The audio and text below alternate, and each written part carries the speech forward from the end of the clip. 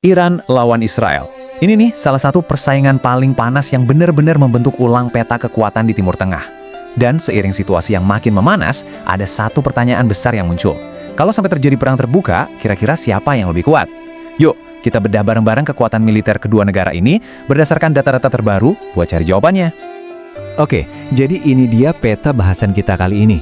Kita mulai dari situasi tegang sekarang, terus kita bandingin hal-hal fundamental kayak luas wilayah dan populasi, baru deh kita masuk ke adu kekuatan militer.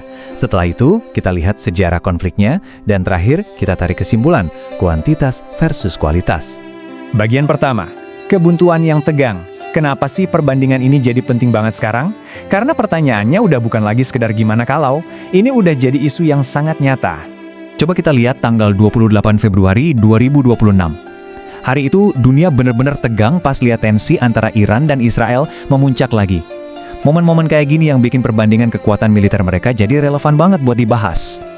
Nah, kejadian ini langsung bikin semua orang nanya, mulai dari analis kebijakan sampai kita-kita yang nonton berita, siapa yang sebetulnya lebih kuat di antara mereka berdua? Dan jawabannya ternyata jauh lebih rumit dari yang kelihatan di permukaan. Oke, lanjut. Sekarang kita lihat perbandingan yang paling dasar dulu, tanah dan manusianya. Disinilah kita mulai lihat perbedaan skala yang benar-benar fundamental. Wow, dari segi geografi aja udah kelihatan jomplang banget. Wilayah Iran itu 75 kali lebih luas loh, penuh sama gunung dan gurun yang bisa jadi benteng pertahanan alami. Sebaliknya, Israel wilayahnya jauh lebih sempit.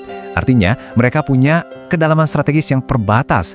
Gampangnya, mereka nggak punya banyak ruang buat mundur kalau diserang tanpa harus mengorbankan kota-kota penting atau infrastruktur vital.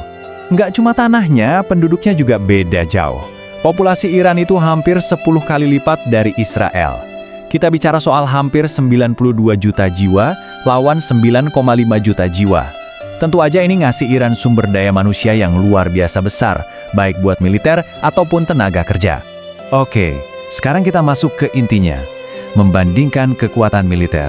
Dan ini benar-benar kayak cerita tentang dua strategi yang sangat-sangat berbeda.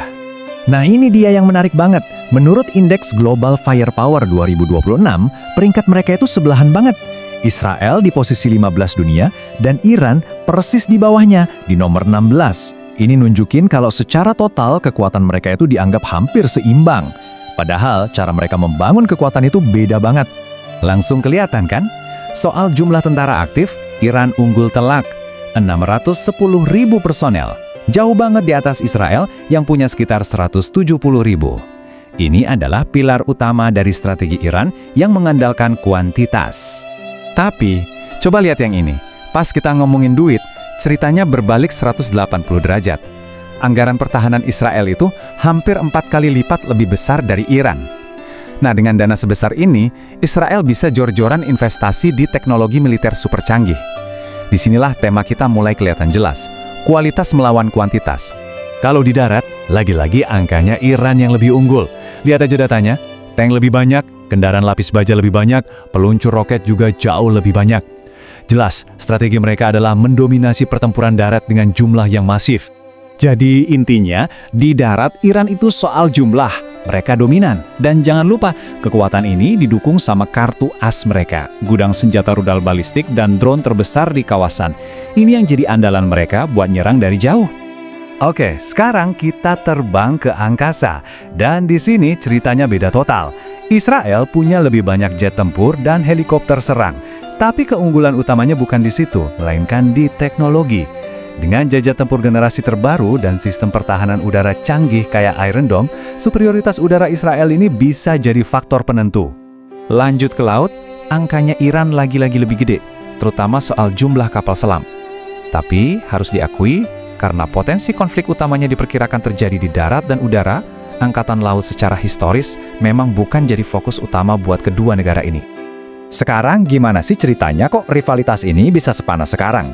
Mari kita lihat sejarah eskalasinya yang berubah drastis dari yang tadinya perang bayangan jadi konfrontasi yang lebih terbuka. Selama bertahun-tahun, ini tuh kayak perang bayangan. Mereka saling serang, tapi nggak secara langsung. Tapi April 2024 mengubah segalanya. Serangan Israel ke konsulat Iran di Damaskus dibalas dengan serangan ratusan rudal dan drone langsung dari Iran ke Israel. Ini pertama kalinya terjadi. Sejak saat itu, aturan mainnya berubah total. Dan kenapa ini penting buat kita semua di seluruh dunia? Nah, ini dia dampaknya. Setiap kali ada eskalasi, harga minyak langsung melonjak, harga emas naik tajam, dan pasar keuangan global jadi nggak stabil. Ini udah bukan lagi sekedar konflik regional. Akhirnya kita sampai ke bagian kesimpulan, kuantitas versus kualitas. Setelah lihat semua data tadi, jadi siapa yang sebenarnya lebih unggul? Jadi kalau kita simpelin, gini, kekuatan utama Iran itu ada di jumlahnya, jumlah personel, jumlah peralatan darat, dan gudang rudal yang masif. Strateginya adalah membanjiri lawan. Di sisi lain, keunggulan utama Israel itu adalah teknologi, dana yang besar, dan angkatan udara yang dominan. Strateginya adalah melumpuhkan lawan dengan presisi dan kualitas. Logikanya sih, dalam perang modern, kualitas seringkali bisa mengalahkan kuantitas. Teknologi canggih Israel, terutama di udara, jelas memberinya keuntungan yang signifikan. Tapi, ada satu variabel kunci yang belum kita bahas. Nah, variabel itu adalah sekutu.